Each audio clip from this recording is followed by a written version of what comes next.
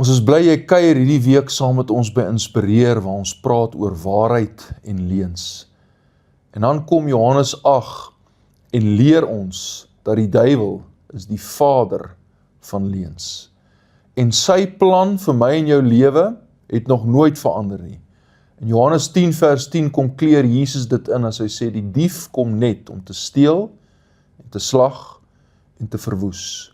Die vader van die leuns wil my en jou bind, wil my en jou vernietig. Hy het geen goeie gedagte vir my en jou nie. Maar die hartseer is, baie is vandag vasgevang in sy web. Baie is vasgevang in 'n klomp leuns.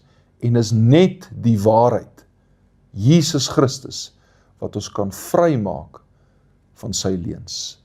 Ek vertrou vandag, terwyl jy na hierdie video kyk, dat die waarheid, Jesus Christus, my en jou sal vrymaak van enige leuns wat ons mag bind. Lewe jou gees groot.